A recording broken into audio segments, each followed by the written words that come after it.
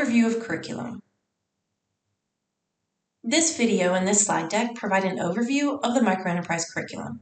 You can flip through the slide deck, or you could watch this video, or do both. But the purpose is to give an overview of what to expect from the curriculum.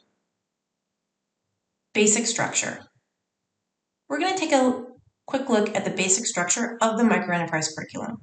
This curriculum includes 13 topics, and each topic builds on one another to build the participants' understanding of basic business concepts. And it also is going to be used to help them create a business plan for their own microenterprise. You can think of the 13 topics in 3 different groups. In the first group, this provides a basic understanding of business. First, you're going to look at products and services and being able to identify them. Then you're going to look at what makes a business. So a participant understands what a business is, so they understand how to identify and decide what they want to do for their own. And then finally, you'll take a look at a business plan and kind of understand what that is. So participants understand what they're going to be doing throughout this curriculum. Next, we're going to look at the different parts that they'll be filling out in the business plan. They'll write a mission statement. They'll write a vision statement. They'll take a look at what problem they have identified in the solution that their business would provide. Then they're going to look at target market in order to understand who they would like to target to sell their product or service to. And then they will understand what competition is and understand that it's not necessarily a bad thing, but using that to identify what would make their business stand out. And then sales channel, to understand how they're going to provide that product or service. How are they going to sell it to other people? Will it be online? Will it be in person? Just being able to understand what all of that means. And then finally, marketing. How are they going to tell people about their business? How are they going to share the information about what they're selling? The last part is a group of lessons that can really help a participant take their business to the next level. They're not necessarily essential, but they would be important for a more robust business plan. They would look at revenue expenses first. So this is being able to track their money if their business would be at that level to necessitate that. And then also there is a topic to walk them through identifying SMART goals for their business. This is to help them stay on track with really staying dedicated to their business.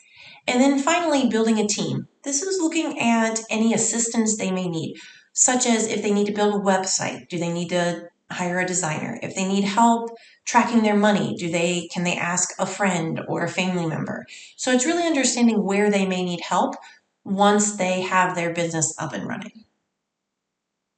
So in each topic, there are 3 levels, and it follows the I do, we do, you do, gradual release of responsibility.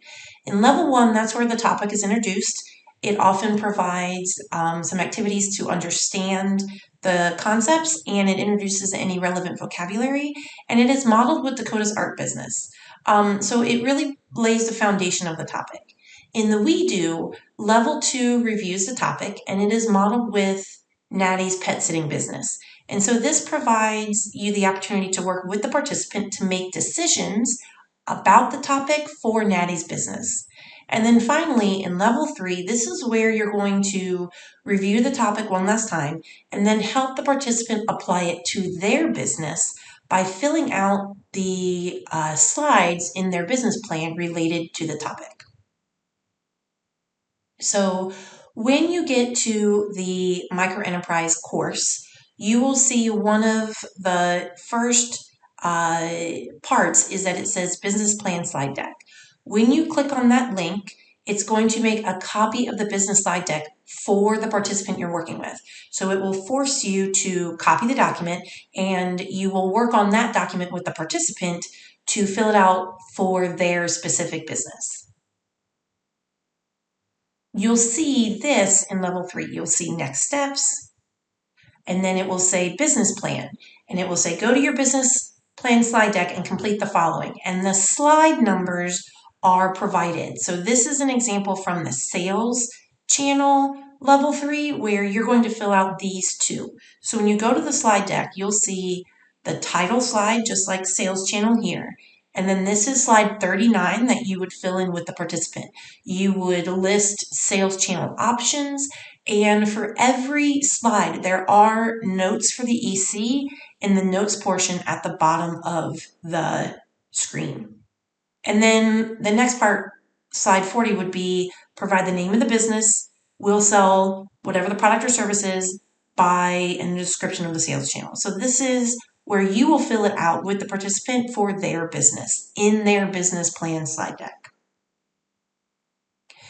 There is also a part for each topic called extension guides. These are a flexible tool that you can use in different ways. The extension guide has 5 different parts. The first part provides the purpose of it. So this gives you an understanding of what the participants are supposed to be doing with this topic. So here we're looking at the sales channel, and this is to help them understand a business can sell their product or service in different ways. The next part is the vocabulary. So these are relevant vocabulary words that are introduced in the level 1, level 2. The important ideas is a list of ideas that a participant should be able to discuss or talk about. It's okay if they're not specifically reading it verbatim, but just sort of to give you an overview of what they should be taking from that topic. The next part on the extension guides are the discussion questions. And the discussion questions are used to generate discussion with the participant. And so you can use some of these or all of them, or you can use it over the week or so that you were reviewing the sales channel curriculum. But the purpose is to help extend the idea of sales channel. And then the final part are the activities. So these are a list of activities that you can do to help the participant either deepen their understanding or review the topic. And these are meant to be very flexible and to use in whatever way that you would like to with participants. Now, how do you use the extension guides? You don't have to use the extension guides. They are there to help provide extra for you as the EC. So you can use the guide while out in the community to help make connections between the microenterprise topic and businesses in the real world. You can use the guide to provide extra review for participants who may need that extra review. You can also use the guide to provide another level for the participants who are ready to go beyond the curriculum. If you have any questions, please feel free to reach out, but this is just meant to be an overview of the Microenterprise curriculum and to help you feel more confident using it with the participants you work with.